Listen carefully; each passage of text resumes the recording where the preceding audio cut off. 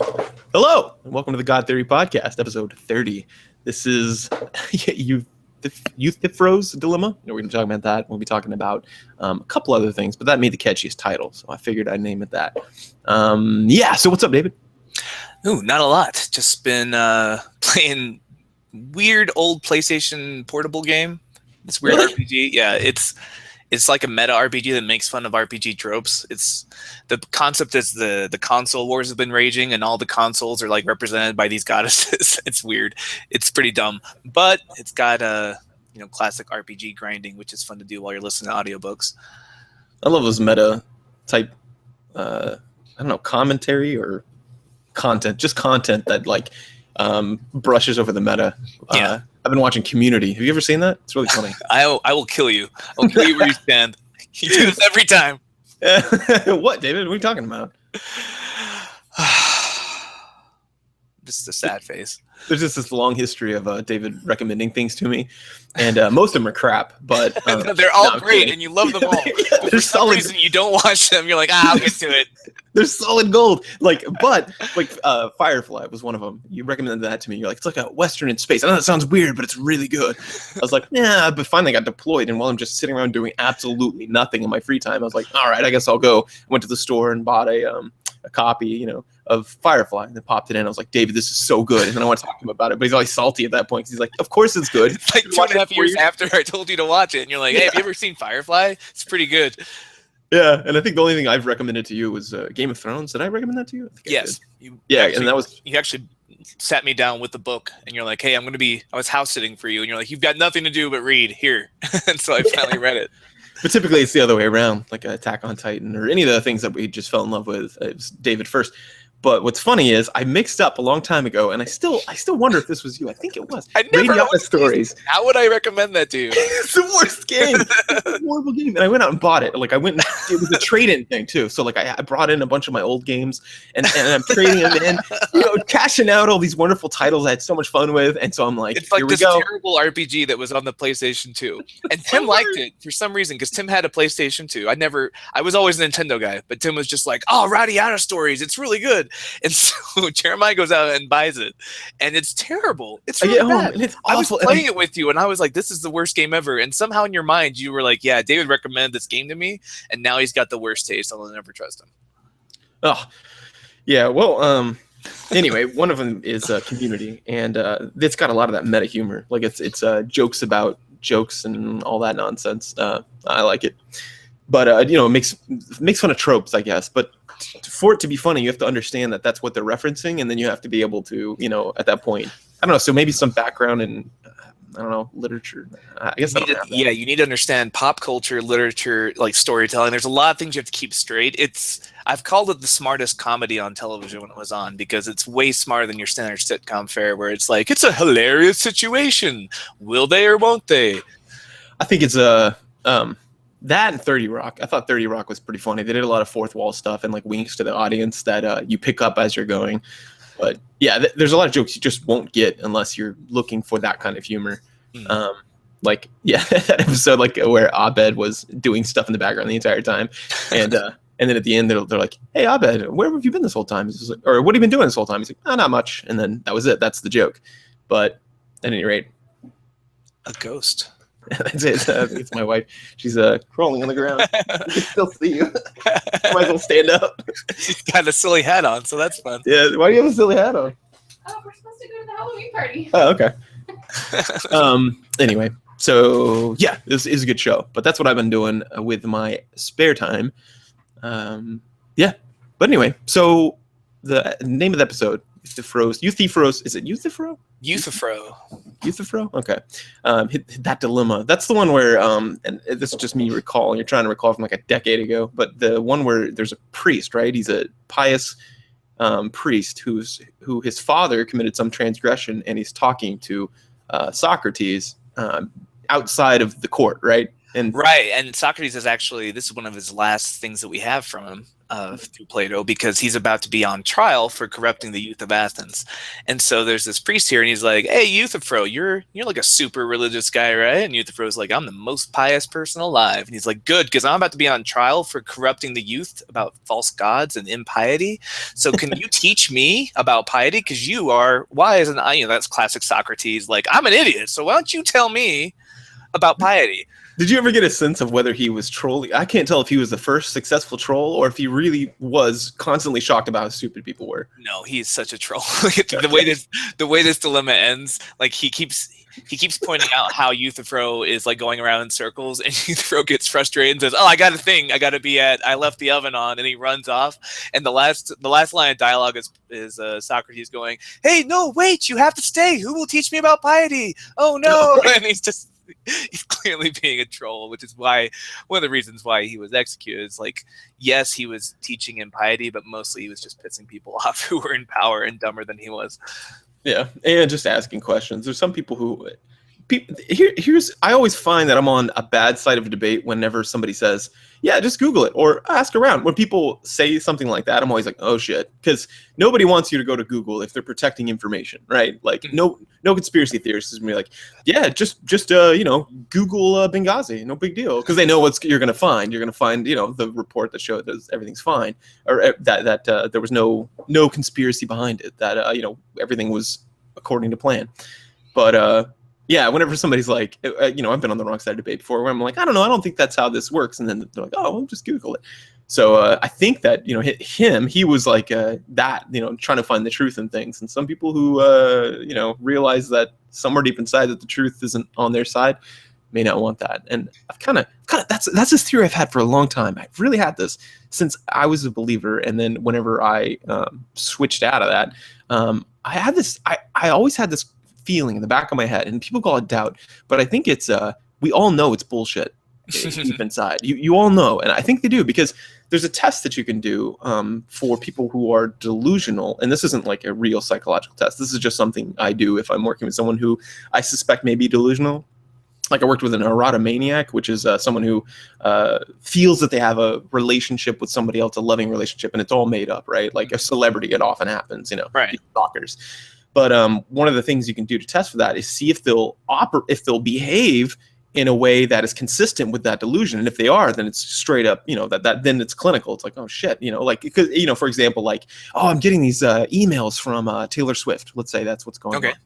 And oh man, it's so great. And then you as the clinician is like, I don't know, man. I don't think Taylor Swift is emailing you. That would be weird. But if you're like, oh really? Well, I just got an email from Taylor too, and she said to meet you out at in New York. You got to go buy a ticket real quick. If they go buy that ticket, right? Yeah, that's the thing. But you don't see that in believers. Like one of the things, the discussion. I've got a relationship with Jesus Christ. Oh really? He said to turn the other cheek. Well, fuck that. I'm really upset. Or simple tests. I asked. This is something I was talking to Amy about whenever she was still a believer. Is I was like, yeah, but I kind of wonder about that. I think we all kind of know this is bullshit. She's like, well, that's offensive. And I was like, well, no, hang on. Like I thought this when I was a believer too.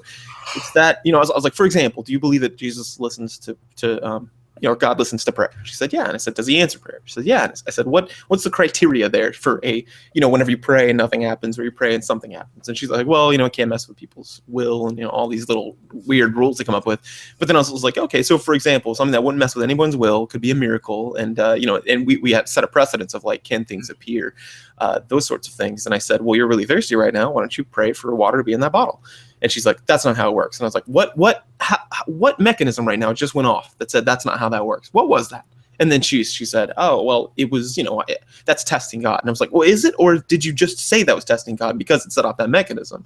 And she said, yeah, it is. But it's like any testable thing that could happen, right? It's off limits. Yeah. So, and then they're just like, well, maybe it will, maybe it won't. And I'm like, yeah, but you kind of know it won't, right? Like, why don't you just fill that bottle of water? You're thirsty. There's nothing that could go wrong with that. And it's a miracle. And, why not? And or if someone like is this is one of the times I was not being so generous, but there was someone who was an amputee, and I said, why don't you just pray his leg back together? And then people got real upset by that, and I was like, why is that? I'm serious. If you're right, if God exists, he's gonna. There's a chance he could heal it. If he's not, then you're gonna look like an ass. And I think somewhere inside that, like Same reason that we're sad at funerals, right? Like if there's actually a heaven and they're really in a better place, That should be pretty exciting, right? They'd be like, Jeremiah just won the lottery. No, but I'll miss him when he's rich. Oh man, well, Amy's grandma, she was a wonderful person, wonderful, and she was also deeply religious, great person. So when she had her funeral, there was a, Amy's side of the family is real religious, and one of her aunts, who's a wonderful person too, a great person, but she's very religious as well. And she was like walking around smiling and like saying, "Oh, it's a great day," and all this. Yeah, and there's something creepy about that. There's something creepy about that, though, isn't there? Because like everybody else is like, "Oh, don't do that. That's weird." Yeah, because everyone else kind of like got that little bit of doubt where they're like, "But also she's dead. We're never gonna see her again." Yeah. There's a great episode, speaking of answering prayers, of Mr. Deity. You ever watch that? The Brian Dalton pretending to be God. There's a great one where it's about God answering prayers, and it's on an answering machine, and it's like, you have 5 million new messages, and he starts listening like the first 3, and he just deletes them all, and then Jesus is like, what the heck? You just didn't even listen to those. He's like, yeah, if I start answering them, they're gonna keep asking for more things. It sets a bad precedent. Like, it's better just to not listen to any of them. It's just so like, yep, that's a God I can believe in, the one who doesn't give a single fuck. Do you remember there's this game called Black and White, and for our video game listeners, you may know about this, but if you're not a video game listener, here's the premise of the thing. You're God. So you've got this hand, and you can like terraform things. You can, by pulling the mountains around. Like if a volcano goes off, you can grab, you can set up boulders so the lava goes around. You can do anything you want. And, you can set people are praying for you constantly. Like, please help us. There's a famine. We're hungry. And whatever the problems are. Yeah. And if you're anything like me, David, you started off in one way, and then you might have switched. How did you play that game? So first I'm answering all the quests because I'm like, okay, yeah, I'll help you out. Oh, you're hungry? Here's a pig. But then they start taking advantage of me. Like, oh, I lost my duck. My duck flew away, and I see it up there, right but I don't feel like climbing up there and grabbing it. Could you get that duck for me, God? I just became their flunky. I was like, fuck you. So I just threw that guy in the ocean so many times I can make him skip. Yeah, you can grab him and throw him, and if you throw him hard enough with a mouse, they skip across the surface. I know, that's what I did too, because that AI in that game is great. You'll be playing, and like one of them was legit. One of the first quests is this rock comes down and wrecks this guy's house, and these are productive members of society. She's got a farm, and she's like, oh my gosh, it crushed my house, and if you leave it on there, it could fall in and kill one of my kids. And I was like, well, this is easy. So I just picked it up and threw it away, and then they're like, yay, and they start cheering, these little people. It's like tiny little sins. Little adoration points come up, and you get some more worship power. People will go into your shrine and worship, and they make shrines for you, and you're like, oh man, I'm such a good guy. And then they're like, oh, could you help it rain? My crops haven't been. I'm like, yeah, sure. I just rain over it. I'm so happy. I even rain into a little bucket so they can drink water, and they're like, yeah, everyone's so happy. But eventually, the AI in that game is very needy. Yeah, because they'll be sitting around and they'll be like, hey, I haven't eaten in a while. Can you do that? I'm like, that's probably because you quit farming, you jerk. Why don't you go farm? And you pick them up and you send them in their farm, and then they go, nah, and they walk back and they lay down again. Or they go to the beach, and you're like, oh. And then after a while, you get to this point where you're like, fine. You take the pig and you throw it at them, and it kind of hits them, and then there's a Schadenfreude that happens. You're like, yeah, that's right. And then, Did that hurt? And, like, oh, and then they go, oh, and they curse at you, and you're like, curse at me. And that's like, that's when you send a monster to ravage their yeah, because you have a person there, or like an avatar, and it's like this, and depending on how you act, he changes how he looks. He's this super fluffy guy, and his eyes look like the anime eyes, and he's like, yeah, and they would pet him and stuff, but eventually they stopped helping him, stopped feeding him, and being jerks. And so when I started acting mean, he started taking after me. He looks at your behaviors, and he like hit someone, and he's like, yeah, and I was like, yeah, that guy was a jerk. Punish him. Yeah.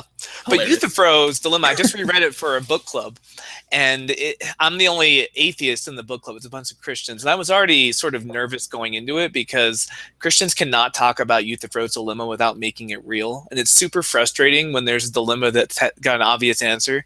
Like the core of the dilemma for Euthyphro is whether or not holiness, the definition of holiness, right? So Euthyphro says that holiness, what is holy is what is approved by all the gods. And Socrates says that they cannot be the same thing. What is holy gets approved of the gods because it is holy. So what is holy determines what gets approved by the gods. What gets approved by the gods in turn determines what is approved by the gods. So it's circular reasoning, right? Like, do the gods approve it because it is holy, or is it holy because the gods approve it, right? So which comes first?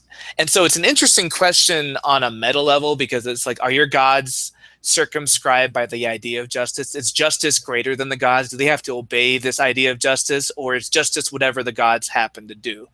And it's a dilemma because it applies to Christianity too. And Christians will be like, oh, okay. And they come up with these ridiculous sort of apologetics to explain it like, oh, well, God's nature is good. He cannot do what is against his nature. Therefore, goodness and God are the same thing. All this nonsense. And it's really, to me, it sounds like two people debating whether or not the dark side or the light side of the force operates through midichlorians or through, like, it's just, it's fine if you're interested in the debate, but when you think that the force is real, it gets scary, and I don't want to be a part of that debate anymore. Does that make sense? Yeah. So like I'm in this debate and I'm listening, and it's just hilarious because they're talking, this guy is throwing the Greek gods under the bus, and I'm just sort of like putting in these wry comments, like he's all like, well, I mean, of course it's stupid for them because they have a lot of different gods, and their gods were super capricious. They were arbitrary. They would just arbitrarily choose people to favor and to protect. And I was like, oh, like they're chosen people. And then he's like, yeah, no, well, it's different though, because, and I'm like, why is it different? And it's funny how they're willing to demand logic of other religions, but supersede it when it's Jew God instead of Greek God, right? Mm-hmm. And so I bring up the outsider's test of faith. I'm like, you have to understand though, that sounds ridiculous to an outsider. And he's like, I don't see the point of the outsider's test of faith. And I was like, well, if you want to convince somebody that's not already in your camp, you need to go through that. Plus, it's a great way to check for your own biases, but we don't even go there. And so it's this, I don't know, it's a very frustrating conversation when you're the only non-believer who's looking at this, and like, you're willing to have the debate, but as soon as it starts becoming real, it's like, okay, wait, what? Are we really discussing Hogwarts like it's a place now? Now I'm just sad. Like, it's a very sad discussion to have. There's a funny thing that happens to a lot of people, and I've heard full-fledged psychologists kind of, I think, stumble over this, but compartmentalization. Have you heard of this concept of with regards to psychology? Have you heard about that? What's it called? Compartmentalization. Yeah, it's where you can sort of divide your ear up. For those of you who've read Name of the Wind, this idea of having two conflicting ideas in your head at the same time, but you can keep them separate, so you don't have to look at them both at once. Yeah, and a lot of people put it just like that, like kind of this anti-cognitive dissonance idea. But really, we are perfectly fine holding those things in our head as long as we have a specific set of tools that we had to learn, which is like, logical analysis. And we only turn it on and off. It's like a switch. We turn it on and off, but it takes, you have to actively try, because as it turns out, there's two different ways of processing something. And one is through the central route where you don't analyze it. When somebody says something that doesn't set off a red flag, or set off a trigger to go, wait a minute, then we actually just go, yeah, that's fine. It's like if I walk into my house and then I say, where's Davian? And they say, oh, he's in the bathroom. Well, the kid poops like every time he comes home. So I'd be like, oh, okay. But if they were like, oh, he's in the front yard, or if they said, I don't know, he's in the kitchen and he's, doing the dishes, I'd be like, what? I have to see this. I have to, let me check, is what I'd say. And that's the same thing. So, well, funny, that's how you get people who are scientists acting non-scientifically, like at church, and then, or how you get people who are, like myself. I have a profession where I help people do things they want to do and be happy with them. And then sometimes I find myself sitting around eating nachos, right, instead of running. It's because I have to actively apply it, or else it doesn't work. And so I think that's what's going on, or that seems to be the most parsimonious and consistent with the evidence. Or what we do know is, I think that's how people get like that, is where they're not, and that's just, I only said that because of the example you gave, where he's like, yeah, wait, no, it's fine, because they have the wrong gods. But like, it's funny too, because these debates inevitably end up with, like, you follow the reasoning all the way out, because we were talking about whether something was moral, like, was obedience the prime virtue, like if the gods say it's okay, it doesn't become moral, because that's how this dilemma kind of applies today. And someone brought up Abraham and Isaac, and I was like, that would be a monstrous thing. If you read about this in any other mythology, you would be offended that they were willing to sacrifice their kid, but because Abraham did it for Jew God, or whatever his name, Jehovah, right, you find it admirable. And then he's like, I was like, and the Old Testament's full of these things. And I talk about, kill everybody, kill the cattle, but, leave the virgins alive for yourselves. It's clearly a sex slave kind of rapey commandment for God to give. And if you're reading about Sumerians or ancient Egyptians doing that, you would call that out as just bullshit that they were using to justify their own, lust or whatever. But because it's your chosen people, you're fine with it.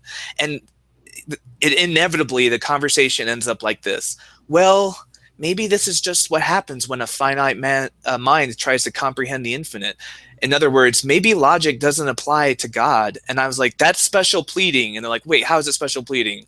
And I say, everything in the world follows logic except for the one thing that's God, and we just have to suspend belief for that. We have to suspend disbelief and say, God doesn't have to be logical because he's eternal. He's the one thing that's magical and doesn't have to obey logic. That's definitionally special pleading. And what's frustrating is that you teach a logic class, and I know you just gave a test on syllogisms and fallacies, so you know what special pleading is, but you're doing it. So it's just, it's a very circular argument that we keep having. What's funny is that language gets us into trouble a lot, and part of that is it's like we come up with theories, which are these hypothetical constructs. This doesn't exist with animals, right? They don't have this hypothetical construct of goodness or badness or whatever, right? Yeah. They just have simple stimulus response. And the funny thing is we come up with these, and then we treat those like they are like stimulus and response. Like we hold on to those, and we take things as an affront to them whenever they come in, and we try to disprove it or whatever, like a dog would if he had a toy or something, and you try to grab it.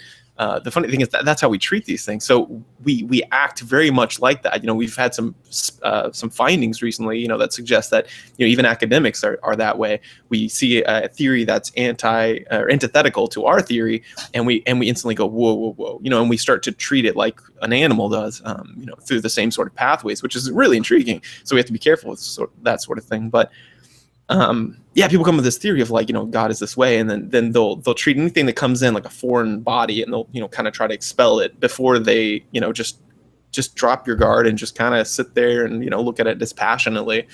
Just don't do that with religion, because of the implications. I mean, if it was something small, they may be able to debate it, but it's really interesting. I think it's interesting that like whenever religion answers a question, it only answers it if you don't go take it back to another level, like if you don't follow it too far. Yeah. And go ahead. It's just frustrating when religious mysteries are only mysterious if you ignore the obvious answer. Like Socrates, this Euthyphro's dilemma is only a dilemma on the premise that there are gods and that they're benevolent, right? Mm-hmm. Like there are no gods perfectly answers that dilemma. We can move on. And what does it mean to be good is an important question. Like it's central to the human condition, but we don't need some bitch ass gods to answer that for us. We just have to follow what we've evolved as a moral compass. Well, the funny thing too is I wish you could have been at this camp out with me. I was there, and there's these kids, and it was adorable. It was my two kids, and then there's this little kid named Cameron, and they were telling scary stories. And when you're a kid in a scary story, you're going by the seat of your pants, right? You're not like, you don't think of the beginning and end point, try to construct some what would that be, a climax and then the denouement. Like you're not really worried about that. You just start talking, right? Right. And the funny thing about these tales is you end up somewhere in the end way different than where you would have predicted from the beginning. And I couldn't help but think about the Bible seemed to be that way. It starts off and it's this or at least historically, you have to look at like the actual, not the Garden of Eden, but you get these people who are like, my God is really good, the God of my tribe, and it's super awesome, or our tribes.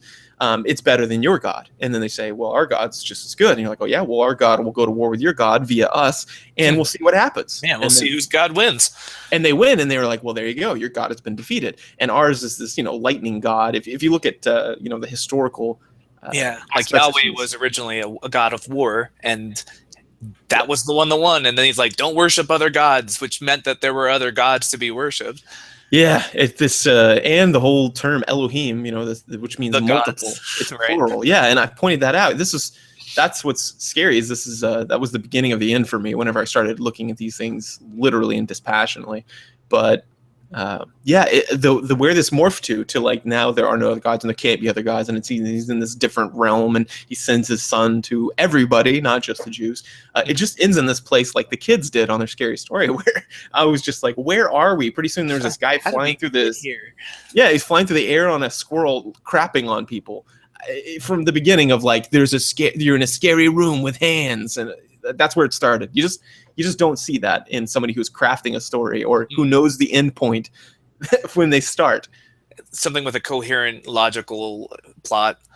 Yeah, something you can appreciate even in and of itself. Yeah, that's why I always kind of push back when I hear how great the Bible is as literature. It's like there are some nice translations in the King James that are somewhat poetic, but it's shitty literature. There's no plot. The main character, God, has no consistency. He's got no character arc. He's just a sociopathic, like schizophrenic who changes personalities every chapter. There's internal inconsistencies. There's external inconsistencies. Like everything about the Bible is just shitty literature, which is why people don't like to read it. It's why we have to like pastors guilt you into reading it. If it's good literature, you want to read it. I read The Brothers Karamazov because I enjoyed reading it. I read Harry Potter because I enjoyed reading it. Those are good books. The Bible is not the good book. It's a terrible book, but that's why you're constantly, like, pastors and preachers are constantly having to guilt trip their people into actually reading the Bible. Oh man, have you ever seen, speaking of bad books, have you ever seen Robert Pattinson do an interview about the Twilight series? No. He fucking hates it. I just saw someone put that up. One of my Facebook friends put that up on their page, and all the different interviews, it was, selected those points where they're like, so what do you think about the series? Or what is it, something that who made it the easiest on the set? And he's like, oh, easiest? Oh. And then later he's like, it's written by a psychopath. And like he just goes ham on it. But anyway, bad literature. Maybe those are enjoyable to read, but the Bible it is definitely not. There's something, I remember this was a question. I started taking philosophy, and this was, the beginning of the end for me. In this era, somebody asked me the question, is God, it was the same sort of thing. Instead of good, it was logical. Is God bound by logical premises? And this was one of my professors. And I said, it took me a while. I was like, no. And he's like, really? So, so he can be both bad and good at the same time. And I was like, well, maybe not. Maybe in that aspect he can't. Can he make a rock so big he can't lift it? Those sorts of questions. Right. Can he be real and not real at the same time? Or just, can he be a married bachelor? Like, he's bound by the laws of logic. So in some sense, he's not all powerful, even though we describe him as such. And that's sort of like a verbal backflip, though, isn't it? Or this is how I interpreted it back then. I was just like, well, it's sort of like math, saying, can he do math that's not math? Can he make 2 + 2 = 5? Well, math is a descriptive art. It describes reality, and math changes based on reality. We get different mathematical formulations based on how, for example, an arrow turns in space or in air. We say, oh, we change our numbers so that it accurately describes and predicts that in the future. And so I was like, well, I guess not. So maybe logical. He does have to be logical. If he's always good, can he ever be bad? Well, no. And then so I said, I remember that got me in a lot of trouble with people. They were like, wait, hang on. Because I was like, well, he's bound by the laws of, you can't make a married bachelor. There's no such thing. And they're like, well, if you wanted to, he could. And I'm like, no, that it's just a descriptive. How would we look at that person? We'd be like, well, you're married. And he's like, no, I'm a bachelor. And I'm like, you're married. And he's like, right, and a bachelor. And then if he started acting like a bachelor, I would kick his ass, right? Or I'd be like, dude, you can't do that. You're married. And he's like, well, I'm a bachelor. God made me this way. Nobody would believe it. And even if God's like, yeah, dude, I'd be like, yeah, that's not, no. You can't be both. Right. If your wife and that kind of goes back to the dilemma, because the gods that Socrates are proposing, or the God that he's proposing, depending on your translation, is one that is bound by the idea of good. Like, if he stops being good, then that's not something, he's not able to not be good. So in some sense, he's more limited than an all-powerful God that can do whatever the fuck he feels like.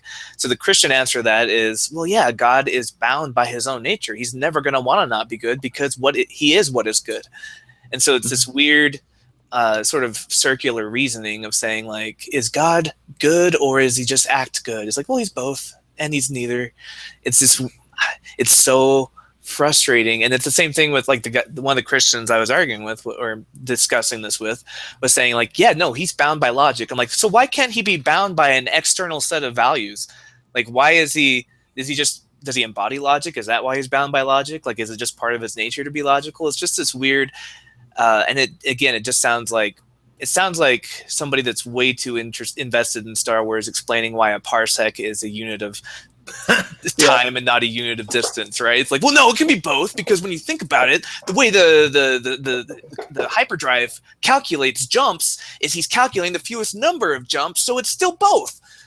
He's doing it in under 12 parsecs because he's just a more efficient hyperdrive. And I'm like, okay, but clearly that's a post hoc justification for just George Lucas doesn't know what he's talking about and was using nice words that he thought sounded sci-fi. Yeah, I think there was a way I changed my thinking. This was on purpose, because I think we have to learn to think this way. And many people have without having to be explicitly taught out, like in logic, like I was, because I'm stupid. It took me a while. But it was, what would it look like if blank? and this is, I feel like I've moved away from a lot of stupid premise or a lot of stupid conclusions I used to have, to where I am now, just by asking that question. Like, what would it look like if I was like wrong? testing premises. Yeah, just dispassionately asking myself, because the only reason why I got so into logic was because I took it my first semester, and then I just kept taking these classes when they came up, because I wanted to be wrong proof, right? Error proof. Like I think most people want to be. They don't want to be wrong often, and we hate being wrong, but mostly we hate feeling wrong. Like most of us are fine with being wrong as long as we're not called on it. Yeah, that's a good point. Or I got into an argument, and this is what's crazy, is this happens with people who are openly skeptical and they argue for skepticism. This happened to one of my friends online. He was challenging my ideas on data, and he was like, well, you obviously don't know anything about survey data. And I was like, I'm sorry, do you understand what survey data are and who designed survey data? That's us. That's the whole point. Nobody did data before that. It was just surveys, qualitative. They wouldn't quantify these things, with Likert type scales. Likert type scale is from a guy, Likert. He's a psychologist. Likert type scale is 1 to 5 mostly, somewhat agreed, somewhat disagreed, those sorts of things. That's us. That's us. Of course, I know the limitations of data. And then he was like, well, you're still wrong. And I'm like, that would be weird, though, wouldn't it? Wouldn't it be weird if I was wrong? Like, because I'm getting my PhD in this. Wouldn't that be? What would it look like if you were wrong? What would it look like if I was wrong? Would we expect a world where that's more likely? Yeah, and I find myself in these conversations a lot, and because I don't get belligerent about things unless I know I'm right, because I love learning new things, and when people tell me, I'm like, oh, it's interesting. Like somebody said, like, the same guy actually was like, hey, the trade, what's that called, the TTP, Trans-Pacific Trade Pact or something. Anyway, that thing, I don't know much about it. See, I don't know much about it. And so he was like, actually, that can be a good thing. There's a lot of people against it, like Bernie Sanders, who I'm a fan of. And he's like, but it can be a good thing. And I was like, really? Well, tell me about that. We're not allowed to know, so it's kind of nerve-wracking. Yeah. And then he told me about it, and I was like, well, what do you know? And I did a little bit of preliminary research, as much as my time could allow. And I was like, maybe you're right. Wow, who knew? It's more of like a global good rather than a U.S. good. Oh, okay. It's good to know. And I don't argue about it because I don't know. But if I know something, I'm like, yeah, just let you know. But the funny thing is I was mentioning this because of your point. I actually took this argument offline because I know that people get heated in front of people, And so I directly messaged him, and I was like, hey, just to let you know, here's the answer to that. And whether you believe me or not, there's no question in academic circles that I'm right here. I'm sorry, dude. Like, I know that's rough on your ego. And he's like, I'm not upset. And I'm like, I use that as an example whenever I talk about communication to companies. Is I say, okay, which one do you believe is more important, verbal or nonverbal? And they're like, oh, verbal. Or some people go nonverbal to be edgy, and they're trying to guess my answer. But I'm like, let me give you a quick example. And I fold my arms across my chest, and I look angry, and I go, I'm not angry. Who believes me? Right? Nobody. Nonverbal is way more predictive of your attitudes, or we read more from it at least, than others. And we've done studies on this. It's like 60-something% from the study of people, your nonverbal, the people taking nonverbal cues rather than verbal cues. But at any rate, all I'm saying is that even people who are very skeptical, very try to be as consistent as possible, we can still fall into this. I've fallen into it before. I know everyone has. And yeah, it's normal. We don't like to be wrong. We on some level we value being right because we tell ourselves we like truth, but we just don't like the feeling of being wrong. And I feel like if you can get over that feeling, then you will be. The ironic thing is you will be right more often if you'll let yourself be wrong. Yeah. Yeah, and the reason why I brought up that example is because I brought it offline so they didn't have to feel wrong, even though he was wrong. And that way, if you feel wrong in front of people too, it's like getting your butt kicked behind a building or getting your butt kicked in front of a bunch of people. It's different. Just feels different. But yeah, those questions, I think that, and for me, this is my solution to this enigma. And you tell me if this is a good one, but I usually just say, what would it look like if I was wrong, in this situation? What would it look like? Would I be doing these backflips? Yes. Right. And that brings us back to last week. That's my issue with apologetics being something you can get a degree in academia, because academia, by definition, this is how academia works. This is how what I learned in the humanities, this is how what you're learning in science. Anything that's an academic discipline starts off like this: evidence, evidence, evidence, conclusion, or theory, now try to disprove it. If I cannot, it's a conclusion. But apologetics is the only discipline, the only thing you get a PhD in that I'm aware of, where you start off with the conclusion and then you work backwards to try to prove it. That's not the scientific method. That's not how we do it in the humanities. It's not any other academic field. You cannot start with a conclusion and then work backwards. But that is definitionally what apologetics is. It's if the church is correct, how can we make the evidence fit this mold? Would they agree with you? Do they think that they're moving forward though? Is there any way to? Isn't that what suppositionalism is? Like, don't they say we have to suppose that God is real and then let's go from there? Like, I don't know if they would agree if I called them out on it, but isn't that the definition of suppositionalism, which is one of the most popular apologetics being used right now? The presuppositionalism? Yeah, the presuppositionalism.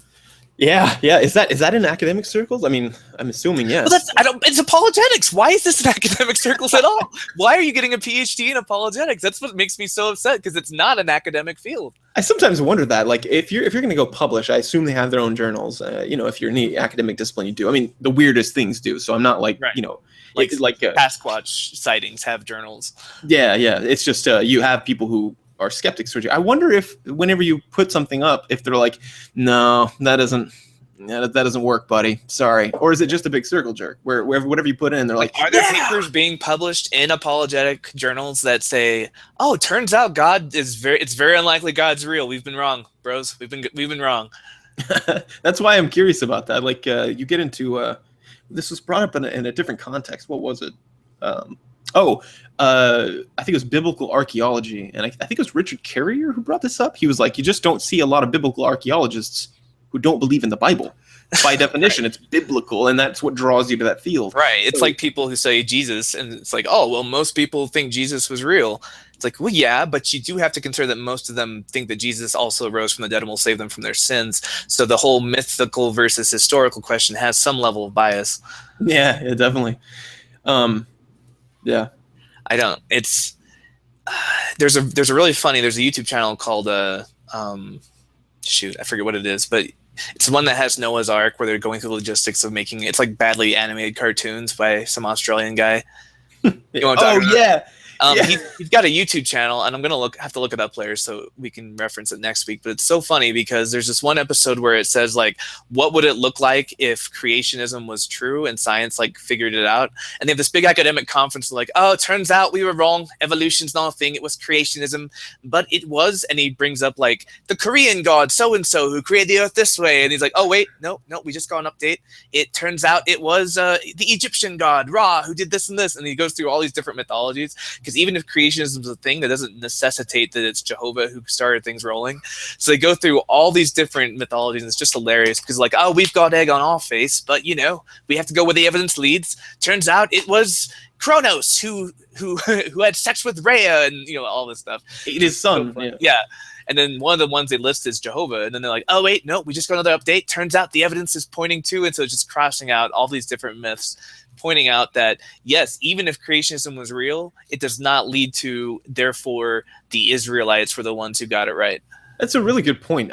We called out there's one discipline that sometimes falls into this, and everybody does, but in this specific example was about video games and feminism, and there's clearly a problem that needs to be addressed, but some people believe it's not blown up enough. Some people think it's too blown up, so we try to approach it one way, and that was in a scientific way. So I think if you were answering the God question, is there a God or gods or deities of any kind or spiritual force, you would look at everything, you'd collect all the data before you had any theories, you'd look at all of them, and then you'd find out which one fits. And which mythology closely matched the criteria of the data.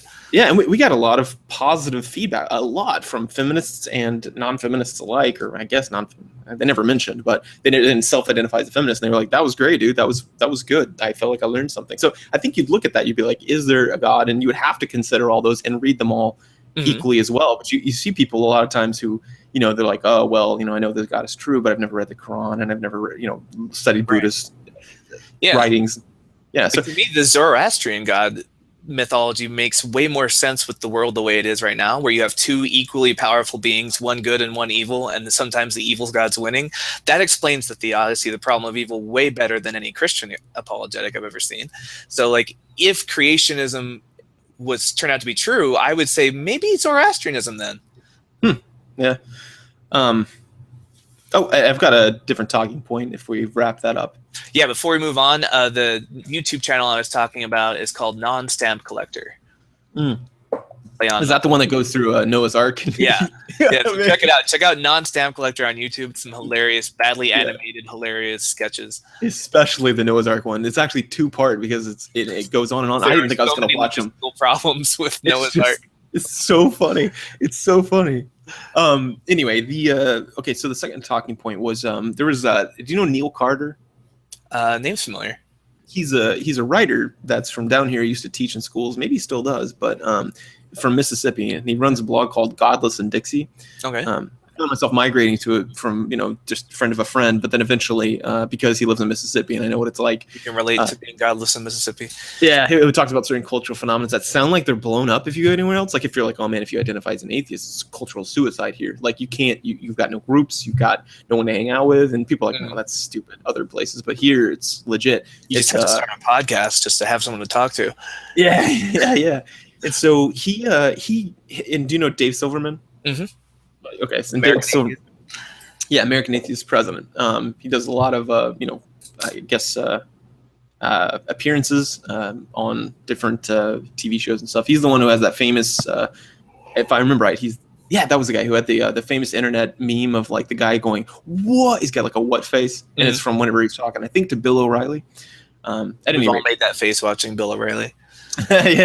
Yeah. So there was a altercation between them because in one of the videos, Dave Silverman, I think it was a writing, he said that the atheist percentage is at 36%, I believe, 39%. And obviously Neil Carter was like, well, no way, dude. How can it be that high? But what he said was, check it out. And he ran some numbers basically of people who identify as godless or people who don't go to church but are consider themselves religious. Functionally atheists. Yeah. And they don't, like when a survey comes by, they don't say, you don't circle that A button, the big red A, but they do by all functional purposes and measurable. Like if I was just to take data and no language, then it looks like they're atheists. That was interesting because he pointed that out and he said, our job here is branding. Like they're functionally the same. We just have to be able to, pull these people under our flock for purposes of voting and stuff is why he was referencing this and to build a stronger community. Yeah. But Matthew on our Facebook group actually has posted about how it's possible that we live in a world where more than 51% of people are essentially atheists. They just don't want to abide by the title. And so he actually had a lot of studies and figures that he linked to on the page if anyone's interested in following the math. But it's possible we're at that tipping point, or we will be soon, where more people don't believe in a God, at least in their everyday life, than do. Most people will not be going to church or will not be, paying fast offerings or whatever. I hear a lot of people talk about, Dan Carlin mentioned this the other day, the guy who runs Hardcore History.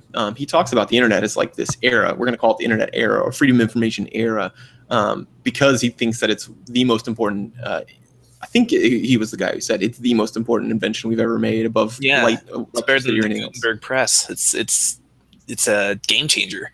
Changes paradigms. Like we live in an age now, and I've said this before, where ignorance is now a choice, a conscious choice you can make for at least the developed world, people with easy access to the internet, people with phones in their pocket that have everything we've ever learned in them.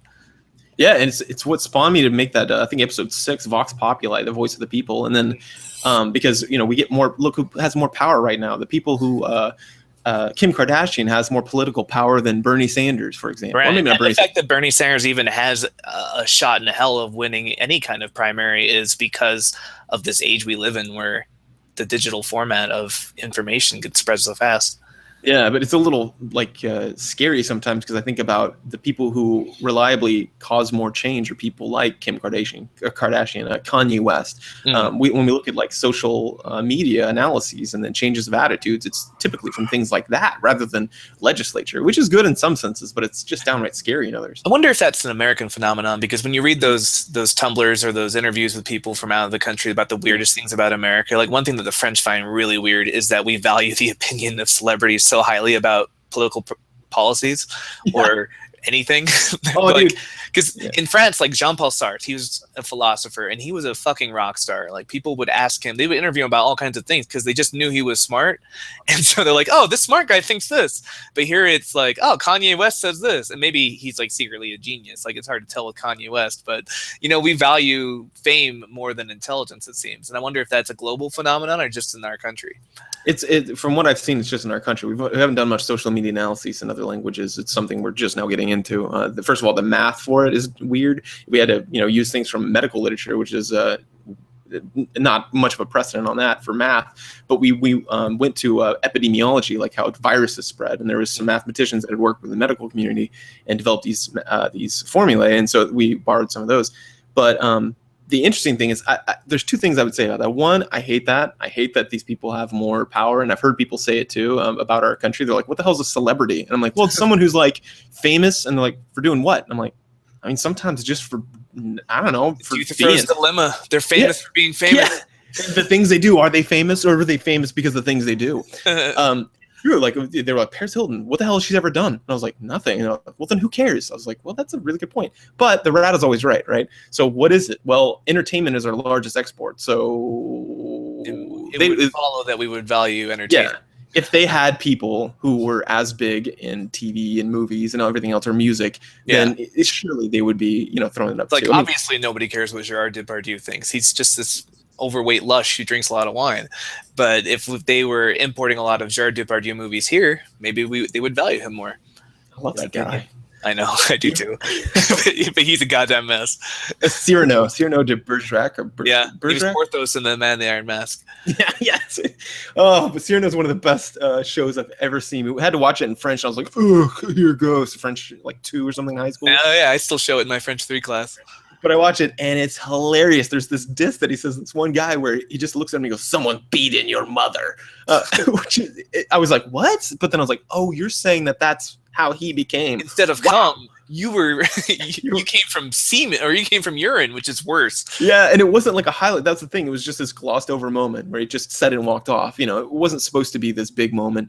It was gloss over that a small thing. So anyway, the show's hilarious. It's about this guy with a huge nose. But yeah, I think it's an American phenomenon, and I think that it's also explained by that. But still pretty terrifying, especially with the internet. True. But I think that's why look at all these churches that we talked about this 2-3 episodes ago, where we talked about how all these churches are becoming terrified of the internet. Mm-hmm. There's this video, I saw a YouTube video where it clips together a lot of that. Did you link me that? I don't know. I don't know what you're talking about. Maybe I found that from Google. It's all these different church leaders talking about the internet. Yeah. Yeah. The Mormons sure toot that horn a lot. And I know the Jehovah's Witnesses too, from what I've seen of their meetings, and Scientologists. It seems like the more crazy you are, the more you want people off the internet. Right. Yeah. There's a lot of people who are moderate. Kind of goes back to that, like, why conspiracy theorists never reference you to Google. Yeah. Right. On some level, they know the facts are not going to agree with them. So stay away from that. I know, yeah. But, yeah. Well, this came full circle, so it seems like a good place to wrap up. Let's do it. Let's wrap up. So I guess I'll talk to you guys later. There's no good exit to this. We don't have an exit. We've been like 100-something episodes on another one. No exit. Just awkward sign-off. Yeah, we'll just see you guys later at that thing that we're going to get together. Bye.